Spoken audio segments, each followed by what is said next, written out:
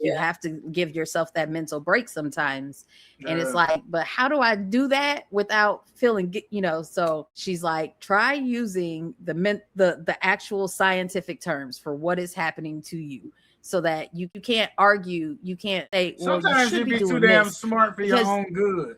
she's You like, know you what I can't mean? argue When you gotta science. You know start what I digging out mean? the scientific terms to overcome, you know what I mean? You be like, oh, I gotta shut Grief down. is hard. Yeah. Somebody commented and said, grief is so hard. Take it one day at a time. Be gentle with yourself. Yes, For sure. it's very hard. Have you thought about taking short-term disability with your job? Do they offer that? Oh, I can't afford that. I'm I paying get tuition, supplementing my daughter's Yes. income. I get it. I I get can't it. afford it. That was one of the things I So- noticed very early on, because in terms of like grief and like wanting to take time away, or like whether or not one needed time, but just recognizing how some people are afforded that opportunity and some people are not. You know what I mean? Some people are blessed to be economically secure where they can step away, or they work a job that, makes provisions for that. But most people, they got to show up the next day, or you know what I mean? And I mean, honestly, my job gives, and this is almost sad because it does have so many other benefits, right? But my job gives 2 days for immediate family of I bereavement. got 3 days. on this one. Yeah, each job is a little different, but I got 3. Yeah. We get 3 total, but that's only if you have 2 family members die. You can get 2 for one and then 1 for another family member Yeah. in 1 year time. Yeah. Yeah. That kind of sucks. But yeah, we I get was 2 like, days. I wouldn't even work in a full-time job that allowed me that. I was just so blessed that the permanent teaching assignment that I had at the time understood, and what, we were going into a pandemic already. They weren't going to take a day or 2 away from me.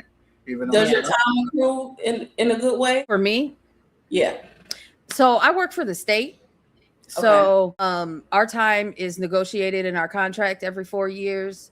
Mm-hmm. We get 1 sick day a month. We start the year with 3 personal days.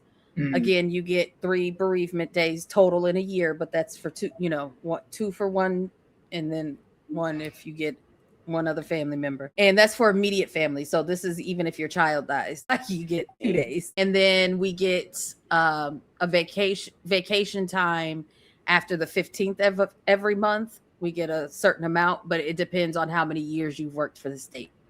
Okay. So I get a full day, 1 hour and 52 minutes or something like that, which each month. So if you save it up, it would equal to like 15 days. Gotcha. Because I was trying to think, because sometimes depending on how your time accrues, you can kind of play with the system a little bit to kind of get your vacation in a little bit, to take some days off, because you got the weekend and stuff like that. That's why I was trying to see if that would work. Because it was terrible, because both of my parents, when they passed, it was like at the same time that I was already had taken vacation time, because I was taking a kid to college. So it was literally like they passed on a Friday. The funeral was the next Friday, and then I had to take a kid to college the next Friday. So it was like, I was struggling. That's rough. Because sometimes we get tired of masking, and what I mean by that, we get tired of putting on this front like we are okay and we are functioning and we're getting the stuff done. And sometimes you just need to just have a break to be like, I heard somebody recently say they allowed themselves to feel it. And I don't even remember the context of the question or what they were feeling, but they allowed themselves to feel it. And I think that's one of the things that you learn as you learn to apply healthy coping skills and understand more about yourself, is that you can and you will, kind of overcome and make that progress. But you gotta be nice to yourself. You know what I mean? Like, you gotta make room for you to feel it.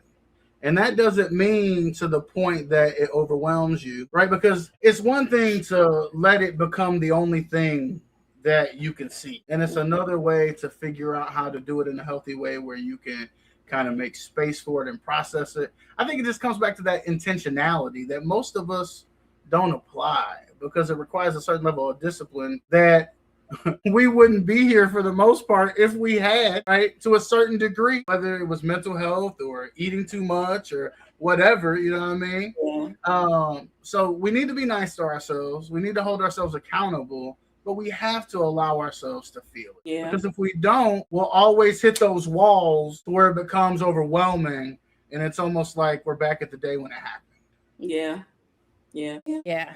And not just I mean, specifically with sometimes that, but there's just certain general. things. I mean, and I think with therapy, it allows you Mhm. to not only feel it, but like be able to like process those feelings and what Sure. they mean. And like I am finding that although I still tear up and cry, I am able to talk about my mom more than I could before. Yeah. And it still makes me sad, but before I couldn't even, like, it was just too much to even talk about, you know. Right. Yeah. So- No, and, not right now. No. Certain okay, things, let it out. you know, we're you know, and now I can, not right now, this isn't a good example, but I can tell stories and stuff, and we can, like, me and the kids will be like, oh, remember when this happened, blah blah blah, and it doesn't make me cry every time now. So Right. you know, I'm making progress, but I was saying, you see measurable progress. Yeah. For sure. yeah. And I do have actual measurable progress because my therapist asked me my last session and I was like, no. And I didn't even realize but when exactly it happened. But I feel like it's been a few weeks, maybe a month. I don't know. But I don't cry every day anymore. I was crying every day. I was crying myself to sleep every day. Like I was crying every day. I don't cry every day anymore. And I don't know when I stopped. You know what I mean?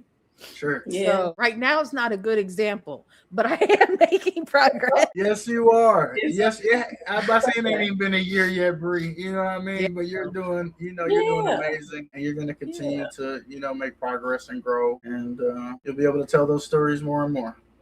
Yeah. For sure. Yeah. And then in other news, as can relate to Aja in another way, when she said she's not where she was, but she's not where she want to be.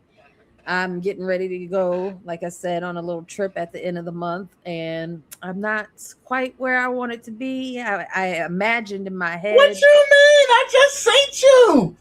I imagined in my head. Brother, I just seen her in real life, in person. I imagined in my head already having my breast reduction, like I imagine being not like healed up already. Yeah, I imagine going on this vacation. This wasn't supposed to be this. This wasn't supposed to be the Stella trip, was it? No, but but this trip was essentially the same time. Like when I talked about this in December, I had basically like, okay, by month 6, I should be, I'm thinking by April I should have been getting the breast reduction. And then been, you couldn't have calculated or anticipated the complications you was gonna have with the medicine.